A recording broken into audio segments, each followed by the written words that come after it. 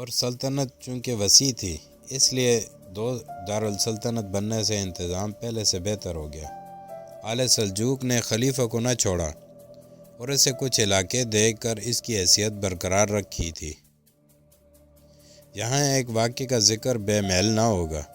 جب اس وقت خلیفہ قائم بامر اللہ تھا، ہجری 450 کا ذکر ہے کہ بصاصیری نام کے ایک غیر مسلم نے خلیفہ قائم کو کمزور اور تنہا سمجھ کر بغداد پر حملہ کر دیا اور خلیفہ کو قید میں ڈال دیا۔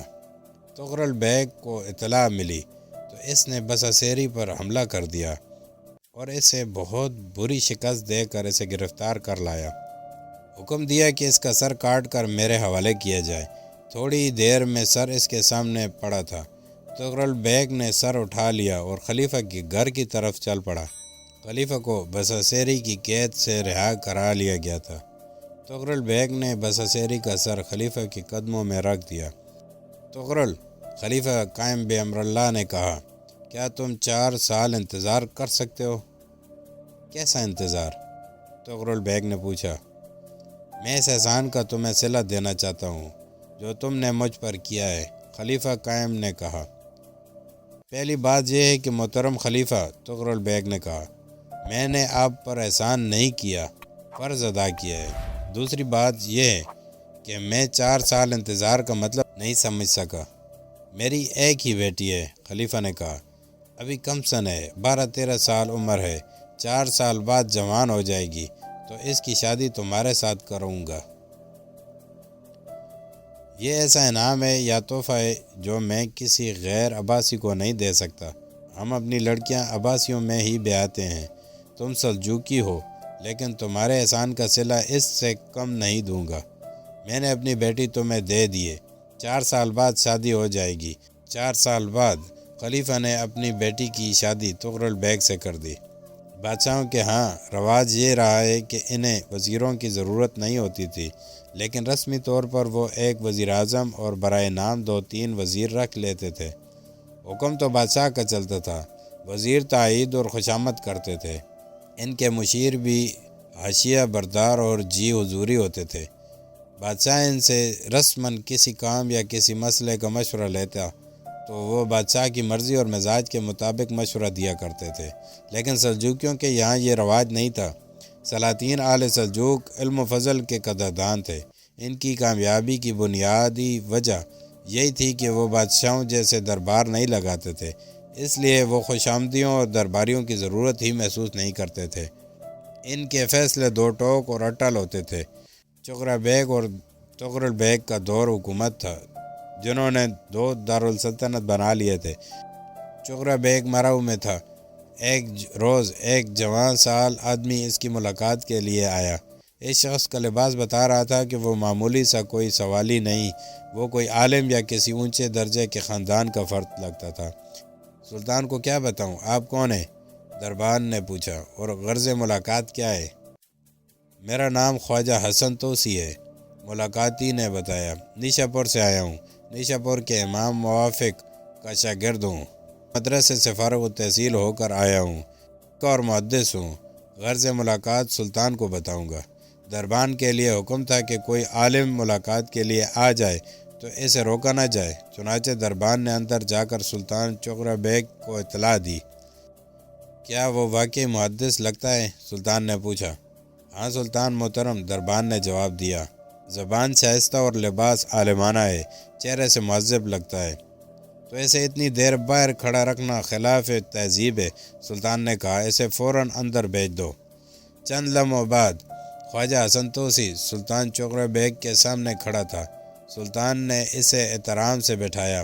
اے نوجوان، سلطان نے پوچھا، میں کیسے مان لوں کہ تو امام موافق کا شاگرد ہے؟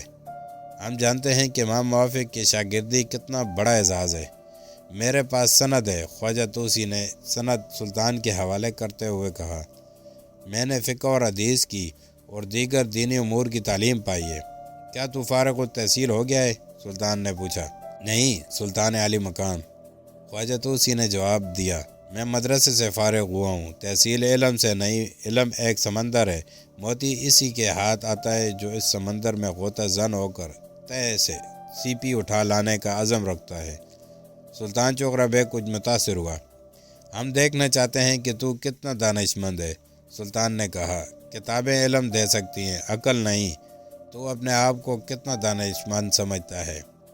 سلطان محترم خواجہ حسن توسی نے کہا، انسان اتنا ہی احمق ہے جتنا وہ اپنے آپ کو دانش مند سمجھتا ہے، اور انسان اتنا ہی چھوٹا ہے جتنا وہ اپنے آپ کو بڑا سمجھتا ہے۔ یہ فیصلے دوسرے کیا کرتے ہیں، فلاں احمق اور فلاں دانش مند ہے۔ ایک بات بتا توسی، سلطان نے پوچھا، حکمران میں کیا صفات اور کیسے اوصاف ہونے چاہیے کہ وہ رعایا میں ہر دل عزیز ہو، مرنے کے بعد بھی لوگ اسے اچھے الفاظ سے یاد کریں، وہ اپنے دین اور سلطنت کے لیے آگ کا طوفان ہو؟ خواجہ حسن توسی نے جواب دیا، رعایا کے لیے پانی ہو، زمین کی طرح فیاض اور آسمان کی طرح مرئی ہو، عقاب کی مانند تیز نگاہ، کوے کی طرح محتاط اور کوئل کی طرح خوشگو ہو، شیر کی طرح بے خوف اور چاند ستاروں کی مانند راست گو ہو، یوں نہیں کہ آج ادھر کل ادھر بھٹکتا پھرے۔ کیا یہ صفات ہم میں ہیں؟ سلطان نے پوچھا۔ اگر میں نے کہا ہیں تو یہ خوشامد ہوگی۔ خواجہ توسی نے کہا، خوشامد منافقت ہے، میں منافق نہیں بننا چاہتا۔ اگر میں نے کہا سلطان میں کچھ صفات کی کمی ہے تو میں معتوب ہوں گا، مجھ میں تاب عتاب نہیں۔ اے نوجوان، سلطان نے کہا، تیری صاف گوئی قابل داد ہے، لیکن ایک بات بتا، اگر ان صفات اور اوصاف میں سے ایک یا دو ہم میں نہ ہو تو کیا فرق پڑتا ہے؟ سلطان عالی مقام خواجہ حسن توسی نے کہا، تسبیح میں 100 دانے اور گرہ صرف ایک ہوتی ہے، اگر یہ ایک گرہ کھل جائے تو تمام دانے بکھر جاتے ہیں۔ ہو سکتا ہے کہ آپ کی وہ وصف کمزور ہو جو گرہ کی حیثیت رکھتا ہے، تو گرہ کسی بھی وقت صفات و اوصاف کے دانے بکھیر دے گی۔ خواجہ حسن توسی سلطان چغرا بیگ نے پرجوش لہجے میں کہا، ہم نے تجھے مشیر مقرر کیا، اگر تو نے راست گوئی اور صداقت پسندی کو قائم رکھا تو یہ ہماری پیشن گوئی ہے کہ ایک روز تو اس سلطنت کا وزیر اعظم ہوگا۔ 20-22 سال بعد سلطان چغرا بیگ کی پیشن گوئی پوری ہو گئی، خواجہ حسن توسی وزیر اعظم بن گیا۔ اس وقت کا سلطان چغرا بیگ کا پوتا سلطان ملک شاہ حکمران تھا۔ مرو یعنی دوسرے دارالسلطنت میں سلطان علپ ارسلان تھا۔ خواجہ توسی سلطان علپ ارسلان کا وزیر اعظم تھا۔ خواجہ حسن توسی تاریخ اسلام کی مشہور و معروف شخصیت ہے۔ اسے سلجوقی سلطانوں نے نظام الملک کا خطاب دیا تھا۔ تاریخوں میں اسے خواجہ حسن توسی کم نظام الملک زیادہ لکھا گیا ہے، اس لیے کہ وہ اسی نام سے پہچانا جاتا تھا۔ وہ دینی امور کا اور فقہ و حدیث کا عالم تھا۔ نظام الملک نے بغداد میں مدرسہ نظامیہ بنایا تھا۔ سلطان صلاح الدین ایوبی اور اس کے ساتھ ہی بہاؤالدین شداد کو، جو اس وقت کا مشہور اسکالر تھا، اسی مدرسے میں اکٹھے پڑھے تھے۔ ایک روز نظام الملک توسی اپنے کام کاج میں مصروف تھا کہ اسے اطلاع ملی کہ نیشا پور سے ایک شخص اسے ملنے آیا ہے اور وہ اپنا نام عمر خیام بتاتا ہے۔ نظام الملک نے ذہن پر زور دیا، یہ نام اسے کچھ مانوس لگا اور ایک شک کی بنا پر کہا کہ اسے اندر بھیج دو۔ عمر خیام اندر آیا۔ نظام الملک نے اسے دیکھا تو اچھل کر اٹھا، اس نے عمر خیام کو پہچان لیا تھا۔ دونوں اس طرح بغل گیر ہو کر ملے جیسے لمبی مدت کے بچھڑے ہوئے دوست ملا کرتے ہیں۔